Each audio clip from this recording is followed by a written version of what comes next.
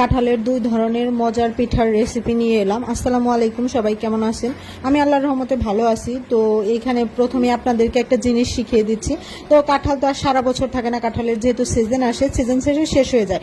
তো কাঁঠালের বীজগুলো ছাড়িয়ে ব্লেন্ডারে ব্লেন্ড করে নিয়ে মিহি করে সুন্দরভাবে করে নিলে বক্সে ভরে, এয়ারটাইট বক্সে ভরে ডিপ ফ্রিজে রেখে আপনারা বছর ভরে সারা বছর খেতে পারবেন। যখন প্রয়োজন নিয়ে পিঠা পুলি বানান, যেটা কাজে লাগাইতে পারবেন সেটা করতে পারবেন, কোনো সমস্যা নাই।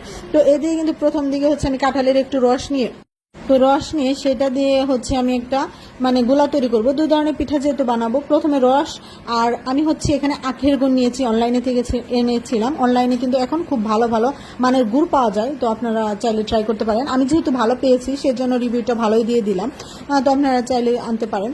তো এখান থেকে আখের গুড় নিয়ে সেটা দিয়ে একটা কিছু রেখে দিয়েছি, আর কিছু অংশ নিয়ে চালের গুঁড়া নিয়ে সেগুলো একটু ডিপ ফ্রিজে ছিল, সেই জন্য সেগুলো একটু ভেজে নিয়েছি যাতে আপনার নরম না হয়ে যায় বা পানি ছেড়ে না দেয় সেই জন্য।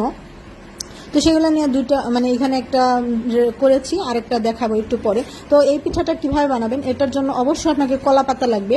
তো এইখানে হাজব্যান্ডকে দিয়ে আমি কলা পাতা নিয়ে আসছি। তো কলা পাতাগুলো টুকরো করে নিয়ে গামছা দিয়ে সুন্দর পরিষ্কার একটা কাপড় দিয়ে মুছে, তারপর একটার উপর এভাবে বানিয়ে আমি তো দেখিয়ে দিলাম কীভাবে বানাতে হবে। তারপর আরেকটা পাতা দিয়ে আপনি হচ্ছে তাওয়াই দিবেন, যেটা হচ্ছে আপনার রুটি বাজেন মোটা টাইপের লোহার যে তাওয়াটা হয় ওইটা ইউজ করবেন।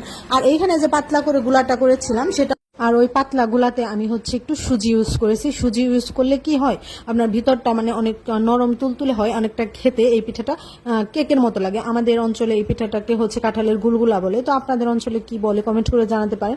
আর যে আগে যে পিঠাটা দেখালাম ওটা হচ্ছে কাঁঠালের পিঠা, নর্মালি ওই পিঠাটাই বেশি বানানো হয়, গুলগুলা। আর যারা তেল অ্যাভয়েড করতে চান, এখন তো সবাই স্বাস্থ্য সচেতন, তারা হচ্ছে এই কাঁঠালের চাপটি পিঠাটা বানিয়ে ট্রাই করতে পারেন। তো কাঁঠালের পিঠাটা হচ্ছে অনেক উল্টে পাল্টে অনেকক্ষণ ভরে আস্তে আস্তে ভাজতে হবে, আর গুলগুলাগুলো আস্তে আস্তে ভাজতে হবে, কারণ জোরে জাল হলে কি হবে, আপনার উপরটা লাল হয়ে যাবে কিন্তু ভিতরটা কিন্তু হবে না, কাঁচা থেকে যাবে। আর আপনারা কিন্তু তেলের বুদবুদটা দেখেই বোঝা যাচ্ছে যে এটা কিন্তু অনেক আস্তে আস্তে জালটা জ্বলতেছে। তো যেগুলো হয়ে গেছে ওইগুলো আমি নামিয়ে নিব, আর বাকি আছে সেইগুলো আমি দিয়ে দিব। তো এভাবে করে কয়েকটা ব্যাচে আমি গুলগুলাগুলা ভেজে নিব। আর এটা কিন্তু নর্মাল রেখে দিলেও 4-5 দিনে আপনার কোনো নষ্ট হবে না, কিচ্ছু হবে না, আপনারা এমনি বয়ামে ভরে 4-5 দিন ভরে খেতে পারবেন। তো এই যে দেখেন কিছু হয়ে গেছে, আরও কিছু ভাজবো। এই তো আপনাদের একটু ভেঙে দেখাইতে চাইছিলাম, বাট ভীষণ গরম ছিল সেই জন্য দেখাইতে পারি নাই, পরবর্তীতে দেখাবো। আর এই যে এইদিকে ওই চাপটি কাঁঠালের পিঠা যেটা, তো ওইটা নামিয়ে নিয়েছি। এটা কিন্তু অনেক সুন্দর হয়েছে, আর এটা গরম গরম খেতে এত মজার আপনি বুঝতেই পারবেন না। কাঁঠালও মিষ্টি, এখানে গুড় ইউজ করছি, কোনো ধরনের কোনো চিনি ইউজ করি নাই। তো এই যে আমি একটা নামিয়ে নিয়েছি, আরেকটা দিয়েছি। এইভাবে আস্তে আস্তে ভাজতে হবে একটু সময় নিয়ে। আবার গুলগুলাগুলো উল্টে দিচ্ছি, আমি এখানে দুইটা চুলার মধ্যেই রান্না করতেছি, একটা চুলা ইউজ করি নাই, কারণ তাড়াহুড়ার মধ্যে দুইটা করলে ভালো হয়, যেহেতু 2 রেসিপি করতেছিলাম, তাড়াতাড়ি হয়ে যাবে।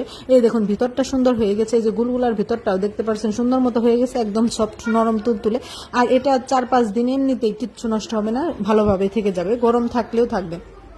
তো এই কলাপাতার পিঠাগুলো আমি সুন্দর করে ভেজে নিয়েছি। এই কলাপাতার পিঠাটা অবশ্যই বাসায় ট্রাই করবেন, এটা খেতে এত মজা, গরম গরম খাবেন, গরম গরম খেলে বেশি ভালো লাগে, পরে একটু শক্ত হয়ে যায়, কিন্তু এখন যে গরম গরম নামাইছি মচমচে অনেক অসাধারণ হয়েছে, আর আমার হাজব্যান্ডের অনেক পছন্দের। আল্লাহ হাফেজ।